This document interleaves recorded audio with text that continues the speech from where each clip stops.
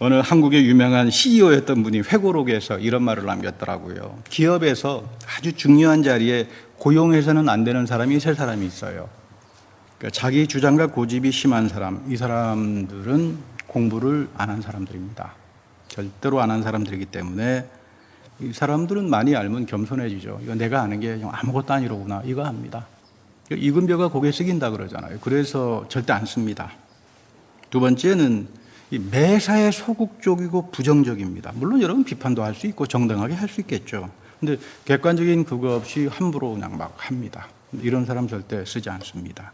세 번째는 회의와 토론의 시간에는 거의 말을 안 하고 있다가 일이 조금 되면 그거 봐라 내가 뭐라 그랬느냐 그러고 뒤에 가서 또 엄청 말을 열심히 하는 사람. 이 세 가지 유형은 절대로 이 기업에서 사용해서는 안 된다. 그러면 어떻게 해야 이 기업도 제대로 굴러갈 수 있고 성공을 할 수 있겠느냐? 그랬더니 이분 대답이 끊임없이 공부하는 사람이라야 한다. 끊임없이. 내가 알고 있는 지식은 언제든지 아직 아니다. 이런 사람이 남의 말을 경청할 줄 알고 실력에서 상대하고는 비교가 되지 않는 전문적 기술을 갖게 된다고 합니다. 뭐 이런 사람들은 수억을 줘도 기업에서 고용하면 기업을 완전히 성공적으로 만들어가지, 이거 절대 이 기업을 가지고 너도 나도 다 똑같다 이렇게 가다가는 아주 망하는 길로 가는 일보 직전이라고 하는 겁니다. 그래서 세 가지를 하지 말라고 합니다. 세 가지 안 하면 성공한다. 첫째, 자기의 과거나 경력을 믿지 말 것. 내가 이래봬도 왕년에 이랬던 사람인데 뭐 시시하게 그런 일을 하겠는가. 근데 여러분 이거 나의 현재하고는 아무런 상관이 없잖아요. 두 번째는 남이 하는 판단입니다. 남이 나에 대해서 어떤 판단을 하나 어떤 평가를 하나 이런 거 이제 신경 쓰지 마라. 아주 부정적인 영향을 나에게 미칩니다. 그렇게 되면 나는 뭐 열심히 해도 잘 안 되는구나. 사람들이 나를 이상하게 봐버리는구나. 이거 여러분 안 되는 거죠. 세 번째는 자기 한계를 알고 사는 겁니다. 자기가 할 수 있는 것하고 할 수 없는 것하고 이거 구분하고 살아야 됩니다. 지나치면은 인정을 받는 것이 아니라 상식이 없고 예의가 없는, 결국 왕따를 당하고 말죠. 여러분 조심해야 됩니다. 일반 사회생활에서도 사람에 대한 평가와 기준이 굉장히 신중하구나. 그럼 믿음 생활에서도 그렇습니다, 여러분. 아무나 다 와서 믿음 생활하면서 여러분 복받고 형통하고 이렇게 하지 않습니다. 더 까다롭습니다. 근데 성경에는 너희들이 복되고 형통한 삶을 살고 싶으면 강조하는 게 딱 두 가지가 있습니다. 이 원칙만 지키고 살아도 여러분들은 복된 삶을 살 수 있습니다. 하나는 요셉이 지키고 살았던 느메시스 원리입니다. 난 비판 안 한다. 남 험담 안 한다. 뭐 그렇게 잘났다고 난 비판하고 험담하고 그럽니까? 이 느메시스 원리는 난 철저하게 난 내 원칙으로 지키고 살겠다. 두 번째는 하나님 말씀 앞에서 옥토밭이 되어라. 하나님 말씀 앞에서 옥토밭이 되어라. 근데 여러분 하나님 앞에서 말씀 앞에서 옥토밭 된다는 거 대단히 어렵습니다. 사람이 노력해서 뭐 되면 다행이고요. 우리가 어떤 사람이 성경을 읽어보니까 뭐 전혀 이해 안 되는 게 한 95%예요. 이해 안 되는 게. 그래서 이분이 내린 결론이 성경은 불합리한 책이다. 안 읽었습니다. 그래서 내가 먼저 철학적으로, 이분은 유명한 로마 시대의 철학 교수였고 뭐 수사학의 교수였으니까 내가 내 사상적으로 철학적 사상으로 하나님을 먼저 이해하고 난 다음에 믿어야 되겠다. 그러다가 하루는 어린아이 그 놀이터에서 이상한 소리를 듣습니다. 집어들고 읽어라. 집어들고 읽어라. 그래서 황급하게 자기가 들고 있는 성경을 집어들고 읽었는데 그게 오늘 로마서 본문입니다. 아무리 로마가 찬란한 권력과 문명을 자랑해도 그것은 밤이고 끝이 난다. 어둠의 행실을 이제 벗어라. 빛의 갑옷을 입고 도덕적인 타락과 음행으로 넘치는 로마의 문화와 사회의 어둠으로부터 이제는 벗어나라, 그 이야기입니다. 하나님의 말씀인 진리로 무장하라. 그리스도의 옷을 입어라. 일종의 오늘 성경 공부 시간에 이야기한 아포칼립시스를 이 사람은 이 말씀에서 체험합니다. 여기서 뒤집어집니다. 우리는 이 본문 읽어봐야 그런 영적 사건이 벌어지지 않습니다. 근데 이분은 우리보다 못해서 이 말씀을 읽고 아포칼립시스가 열리는 그 체험을 했겠습니까? 그래서 여러분 하나님 말씀은 내 이성과 내 판단으로는 절대로 잣대질이 되지 않습니다. 그는 이 영적 각성을 경험하고 난 이후에 내가 성경을 불합리한 책이라고 여겼던 나의 이성이 불합리한 거였구나. 돌아섭니다. 이전의 세계하고는 끝입니다. 이 사람이 이제 어거스틴의 아주 유명한 경험입니다. 이제 더 이상 나는 육신의 일을 도모하거나 하나님 말씀에 대한 체험이 없이는 겸손한 마음으로 성령의 조명을 기다려야지 더 이상 나는 성경을 함부로 이렇게 하지 않겠다. 이제 이런 것들을 통해서 이해가 깊어집니다. 우리가 성경을 통해서 용서하라 그러죠. 근데 여러분, 이 용서라고 하는 게 말이지만 실제 그것이 나에게 성령의 조명을 통해서 깊은 명철로 이어지려면 나를 흠담하고 음해했던 사람을 용서해야만 그게 나에게 동시대적으로 이어지는 겁니다. 말로는 용서해야지 그래놓고는 매일 험담을 하고 다닌다면 아무런 성경하고 상관이 없는 거죠. 나는 성경을 안다 그러지만 하나님도 모르고 성경도 모르는 사람들이죠. 그래서 청종이라고 하는 말이 대단히 중요합니다. 이것이 아무리 좋은 하나님의 말씀의 기적과 은혜의 사건이 나의 삶의 자리 속에서 이어지지 않는다면 그건 뭐 무슨 의미가 있겠습니까? 신앙생활이라고 하는 게 무슨 문화 행사도 아니고 그렇잖아요. 오늘 예수님의 비유의 말씀에서도 이 옥토밭의 이야기가 오늘 본문하고 연결이 되는데 사실은 굉장히 어려운 본문입니다. 이 본문이. 마태복음 14장 16절 17절 가면 예수님께서 씨 뿌리는 비유를 말하면서 오늘 본문을 이야기하는데 이건 여러분 다시 말하면 이사야에 대한 오늘 우리가 읽었던 이사야의 삶의 자리에서 나타났던 그 말씀을 지금 예수님의 삶의 자리 속에서 재해석하고 적용시키는 겁니다. 너무 어려우니까 몰라요. 그러니까 예수님께서 예화를 듭니다. 근데 예화도 어려워요. 근데 예수님께서 자기 제자를 가리키기 위해 가지고 설명을 해줍니다. 이사야 예언에 대한 성취가 예수님의 사건 속에서 일어났다. 매우 난해한 본문이죠. 이사야서 6장 9절에 보면 하나님은 이사야에게 이런 신비한 말씀을 합니다. 너는 이 백성에게 가서 말해라. 이사야가 말씀을 전할 때 완악한 이스라엘로부터 부딪히는 의심과 도전이 있을 것이다. 사람들 너 말 믿지 않는다 이 말이에요. 신경 쓰지 마라. 부패한 백성에게 이런 참혹한 일이 그러면 하나님의 기적의 역사를 보아도 알지 못하면 이사야가 말씀을 전할 때 이런 참혹한 일이 그럼 언제까지 벌어지겠습니까, 주님? 이게 이사야의 질문입니다. 제가 이사야라면 전 이렇게 질문 안 합니다. 주님, 내가 왜 이런 안악하고 부패한 백성에게 가가지고 하나 주님의 고귀한 말씀을 전합니까? 사도 요한이 영적 각성하기 전에 그런 태도를 저도 가지고 있습니다. 불심판으로 그냥 끝내버리지, 보완하게처럼 말이죠. 근데 저는 이런 측면에서 보면 이사야 예언자의 발끝도 못 쫓아가는 사람입니다. 제가 흉내내기에는 너무 깊어요. 이사야의 영성과 그 신학이. 하나님이 백성의 타락이 그 타락에 대해서 하나님이 마음 아파합니다. 심판합니다. 그래도 여전히 이 백성을 사랑하는 걸 이사야가 압니다. 그래서 거룩한 씨가 구루터기로 될 때까지 그렇게 할 것이다. 이게 뭡니까? 메시아가 올 때 열릴 거다 그 말입니다. 너 가서 아무리 떠들어봐도 넌 믿지 않을 거다. 묵시가 여기서 이어지는 겁니다. 너 지독하게 고생할 거다. 그리고 넌 고난당할 거다. 여러분 이게 말이 됩니까? 여러분들 묵시가 왜 어려운 줄 아십니까? 오늘 성경 공부를 통해서.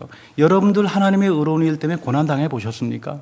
감옥 가서 두들겨 맞아 봤습니까? 여러분들이 묵시가 이해한다면 전 믿지 않습니다. 절대로.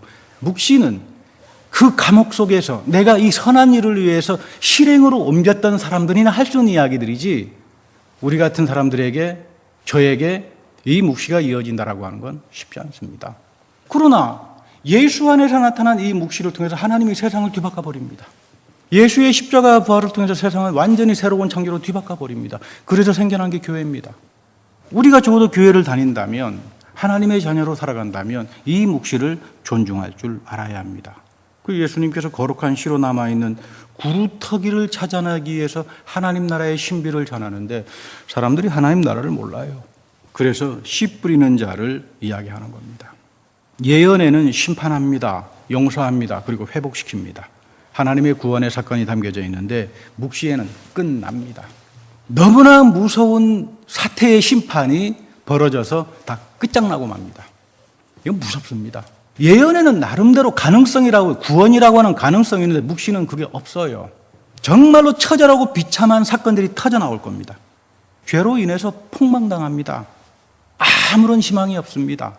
의로운 자들이 감옥에 들어가서 두들겨 맞고 박해를 당하고 순교를 당하고 이런 처참한 시기에 대한 응답이 다시 말하면 이사야의 묵시고 요한계시록의 묵시고 성경 전체 신약 특히 신약 성경은 다 이 묵시로 다 깔려 있는 겁니다. 그러니까 여러분 우리 신약 성경 이해하기 어렵습니다. 그렇게 살아보지 않고서는 말로야 누가 못하겠습니까? 잘하겠죠. 그래서 이거를 내 안에서 새롭게 창조해 나가는 믿음, 이게 피두스야죠.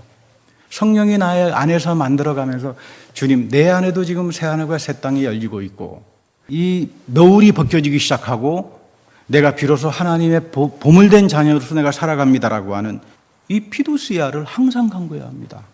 성령의 선물이죠. 내가 갖는 게 아닙니다. 이 믿음이 나를 하나님 앞에서 옥토밭으로 만들어갑니다. 여러분들이 믿어서 믿어집니까? 믿고 싶지 않은데 믿어줘요. 이것이 믿음이에요. 여러분 믿어서 믿은 적 있습니까? 그러면 여러분 믿음에서 다 실패합니다. 믿고 싶지 않은데 믿어줘요. 이것이 피두스야예요. 근데 이거는 사람이 못하죠. 성령이 하시는 거죠. 근데 그 피두스야가 항상 내 마음에 있습니까? 그렇지 않아요. 인격적이기 때문에 항상 떠납니다. 뭐 마귀 하나가 도망갔다고 7마리 마귀 데리고 들어와서 더 분탕치를 쳐놓는다 그러잖아요. 그래서 이 옥토바처럼 자기 마음을 지키고 살아가는 거. 물론 여러분 세상에서도 선량한 마음을 가진 사람들이 많이 있습니다. 에디슨이 늙었을 때 그런 일이 있었다고 합니다.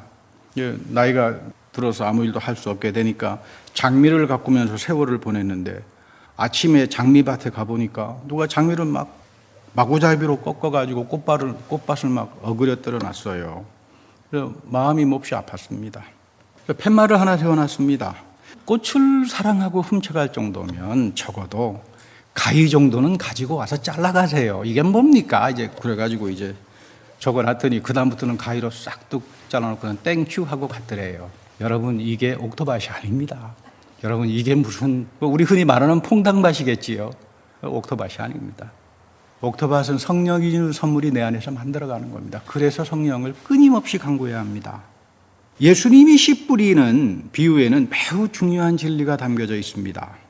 농부가 씨를 뿌릴 때 땅을 골라가면서 뿌리지 않습니다. 근데 뿌리다가 보면 길가에 떨어지기도 하겠죠.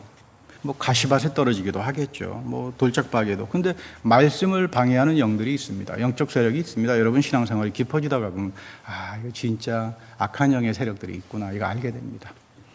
그래서 사도 바울이 영적 전쟁을 하라고 그러는구나. 그거 알게 됩니다. 여러분 그렇지 않습니까? 설교를 들을 때도 여러분 악한 생각이 들어와서 말씀의 진리와 신비를 뺏어가잖아요. 그 설교 들을 때 왜 그렇게 하필이면 세상의 염려가 찾아오는지 저도 설교 들으면서 그런 경우 많습니다. 내가 친구에게 돈 빌려줬는데 말이야.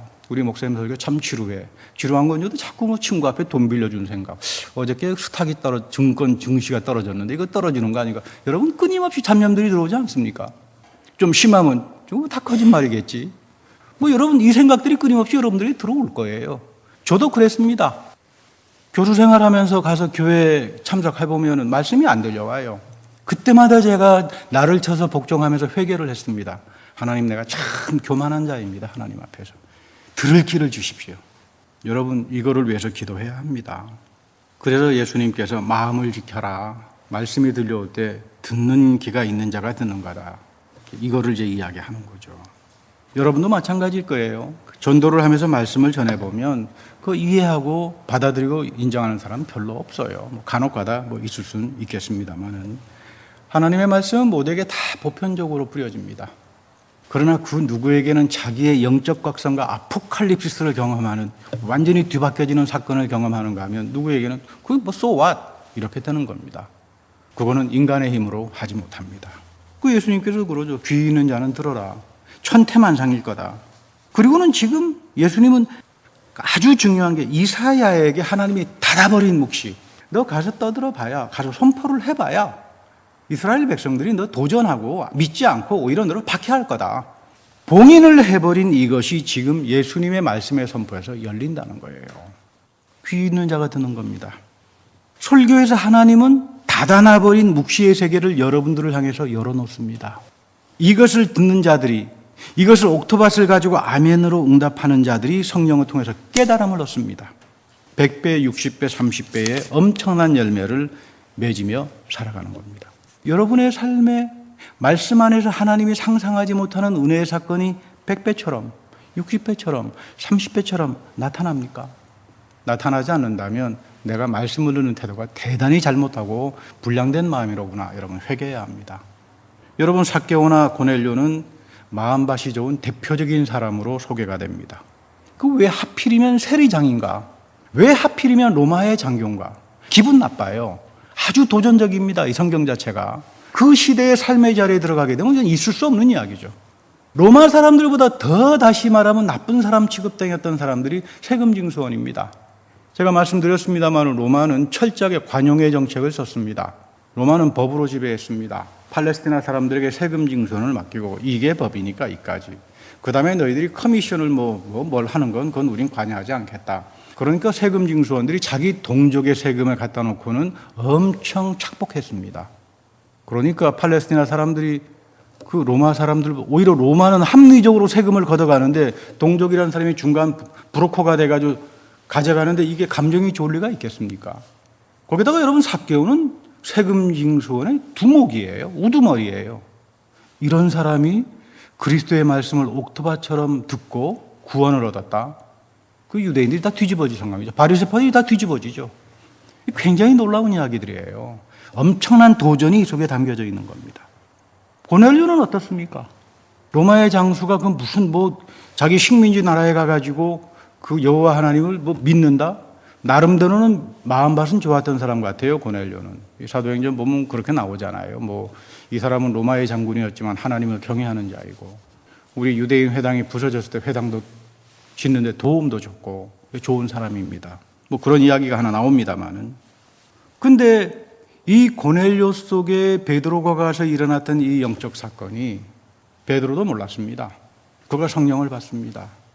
최초로 이방인이 구원을 받는다. 이거 상상하지 못하는 일이죠. 왜 하나님께서 지금 베드로가 왜 지금 저 로마 군인 고넬료의 구원의 성령의 사건을 부어주시는가? 이건 진짜 경천동지할 사건인데 나중에 알았습니다. 바울을 통해서 하나님이 이방 선교를 열어가는 걸 보면서 그때야 깨닫습니다. 베드로도 몰랐어요. 하나님께서 바울을 통해서 저런 엄청난 아포칼립스의 세계를 열어가는구나. 그래서 지지합니다. 여러분, 바울이 절대로 이방 선교를 자기가 시작한 거 아닙니다. 하나님께서 베드로를 통해서 먼저 고넬료 사건 속에서 열어놓습니다. 여러분들이 복음을 전하잖아요. 여러분들이 복음 전하는 거 아닙니다. 절대 그런 생각하지 마세요. 실패합니다. 기도해야 됩니다. 하나님께서 나를 통해서 복음을 줄 때 하나님께서 내가 지금 기도하고 간구하는 저 사람에게도 그 마음의 밭을 열어주십시오. 여러분, 이 기도 없이는 절대로 전도 못합니다. 이것이 전도를 하는 사람들의 마음의 밭이다 그 말입니다. 그래서 이 바울에게는 종종 이 하나님의 드러남을 계시라고 표현하기도 하지만 대우주적인 사건, 완전히 뒤집어버리고 심판해버리고 심판하고서 새로운 사건에 새로운 시대가 이어지는 것을 아포칼립시스, 묵시라고 하는 말로 표현을 하는 겁니다. 이 성령의 드러남이 있습니다. 이 성령의 드러남이 있을 때 삭개오가 영적 각성이 일어납니다. 고넬료도 하나님을 경외하는 사람이었지만 성령이 임재했을 때 그에게 비로소 하나님께서 열어가는 새로운 새하늘과 새 땅 속에서 구원을 경험합니다. 하나님의 말씀을 경건하게 읽는다 또는 설교를 진지하게 경청하는 것은 다른 것이 아닙니다. 주님, 이러한 사건이 오늘 나에게도 동시대적으로 이어지게 해 주십시오. 수많은 예수님의 하나님 나라의 비유를 들으면서 귀가 열린 사람만 들었습니다. 주님, 나에게 주님의 그 놀라운 은혜의 세계와 신령한 세계를 닫지 마십시오. 내가 예수 안에서 나타난 이 사건을 체험하고 주님 앞에서 새롭게 가기를 원합니다. 이 간절함이 여러분들이 가져야 하는 옥토바과 같은 마음입니다. 저는 개인적으로 오프라 윈프리를 참 좋아합니다. 그분이 하는 그 토크쇼랄지 이런 걸 보면 참 건전해요. 생각이 굉장히 좀 건전한 사람이고 저는 개인적으로 저 오프라 같은 사람이 미국의 대통령 됐으면 좋겠다 이런 생각합니다만은 또 그런 분이 대통령 되면 또 나쁜 사람들이 많아가지고 정치 세계에서 힘들겠죠. 어쨌든 제가 이 오프라에게 참 은혜를 받은 게 한 몇 년 전에 스탠포드 대학에 와서 특강을 했습니다. 그 스탠포드 대학에서 특강을 하는데 놀랍게도 저는 자기가 아주 최고의 앵커로서 방송인으로서 그 뛰어난 전문적 지식과 노하우를 이야기할 줄 알았는데 한마디도 안 해요. 여러분, 스탠포드 대학이 어떤 대학입니까? 미국 최고의 지성들이 앉아있는 대학 아닙니까? 교수들 있는 자리에서 그 머리로 따지면 지성으로 따지면 세계 최고들 아닙니까? 그 자리에서 이 사람이 하는 이야기가 나는 어렸을 때 참 어려운 환경에서 할머니 손에서 자랐습니다. 가장 미국에서 멸시받는 미시시피 동네에서 내가 자라면서, 그런데 나는 어릴 때부터 나에 대한 굉장히 밝은 평가를 가질 수 있었다. 그것은 동네에 있는 교회 때문이었다. 자기는 아버지를 본 적이 없대요. 어머니는 곧 이혼을 해서 할머니에게 맡겨놓고 재혼을 해서 다른 아이 둘 자녀를 키우고 있었답니다. 그러니까 아주 외롭게 정말 가난한 데서 할머니 손에서 자랐는데, 자기에게는 아버지가 하나님이었다. 항상 자기는 하나님의 자녀라는 의식이 있었고, 하나님이 나와 함께 동행하고 나를 하나님 보시기에 아름다운 삶으로 만들어갈 거다. 그 인생 살면서 얼마나 많은 어려운 일과 힘든 일들이 있었겠습니까? 하나님이 나와 동행한다는 이 믿음 하나 가지고 다 이겨냈답니다. 강연 도중에 눈을 감고 기도를 하다가 노래를 불러요. 그게 여러분 다 잘 아는 그 I surrender all. 우리는 뭐 헌금송으로 쓰입니다만은 그 영어 노래가 보면 참 깊어요. 내가 주님께 모든 걸 다. 내가 왜 주님께 모든 걸 다 드리는가? 주님께서 나에게 모든 걸 다 주지 않으셨는가? 그런 노래를 스탠포드 대학의 강연에서 부를 수 있다는 거. 가장 어려운 시기에 자기는 이 노래를 부르고 울었고 기도했고 그리고 문제를 넘어섰다. 저를 놀라게 한 것은 미국 최고의 대학인 스탠포드 대학생들과 교수들 앞에서 자기의 무슨 잘 나가는 지식, 방송인으로서의 무슨 이런 이야기를 하는 것이 아니라 영성을 이야기하고 살아계신 하나님을 증거하고, 이거를 지성들이 하지 못하면 미국은 망한다. 미국 망한다.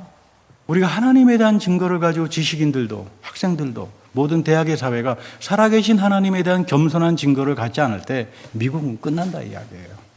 그리스도로부터 모든 것을 드리고 그분으로부터 오는 것을 우리는 가지고 새로 시작해야 한다. 여러분, 이것이 피두시하고 이것이 여러분 믿음 생활의 시작입니다. 그러려면 여러분들은 구루터기로 남아있어야 합니다. 옥토밭으로 남아있어야 됩니다. 우리 주님은 말씀합니다. 마지막 때 듣지 못한다. 믿음 있는 사람 찾아보지 못한다고 합니다. 내가 믿음 좋은 건 아무런 문제가 없죠. 주님께서 너는 믿음이 있다 이렇게 인정을 해 주셔야 되죠. 항상 성령을 강조하면서 하나님, 내가 주님 앞에서 주의 말씀에 그 열리는 묵시를 들을 수 있는 귀를 허락해 주시고, 하나님께서 열어가시는 이 예배 속에서 하나님의 신비를 향하여 내 마음을 열리게 하시고, 주님께 내가 모든 것들을 전적으로 헌신해보지 않고서는 이런 차원으로는 아예 가지 못합니다. 정말 나에게는 하나님께 목숨같이 바치면서 순교자의 반열에까지 섰던 그 삶의 흔적들을 가지고 있는가? 이것들을 통해서 여러분들이 성경을 읽어나갈 때에 묵시가, 영적 사건이, 위대한 성령의 사건이 여러분들에게 나타나는 겁니다. 이것이 우리를 하나님의 자녀로 동행하게 하고 주님과 더불어 놀라운 일들을, 세상을 다스리며 살아가는 그런 존재로 만들어가는 겁니다. 여러분들의 인생이 다 이런 귀한 하나님의 축복 가운데 거하기를 축원합니다. 다 같이 기도하겠습니다. 사랑과 은혜의 하나님, 우리는 입으로는 말하지만 하나님 말씀 속에 담겨져 있는 그 삶의 자리 속에서 하나님의 영광을 보고 증거를 하고 불이익을 당하고 죽음의 자리까지 갔던 그러한 그분들의 태도를 전혀 갖지 못합니다. 우리에게는 주님께 모든 것을 다 헌신하는 그런 자세조차도 없습니다. 항상 내가 중심이 되어서 주님으로부터 빗나간 삶을 살았고, 성경을 통하여 우리 모두에게 모든 것들을 주셨던 그 하나님 앞에서 우리가 새로워지고 새로운 옥토밭의 마음을 가지고 주님의 이 마지막 시대에 주님의 묵시를 이어가는 구루터기로서 살아가길 원합니다. 주님, 이들에게 은혜 베풀어 주시고 하나님의 동행의 은혜를 허락하여 주옵소서. 우리 구주 예수님의 이름으로 기도합니다. 아멘.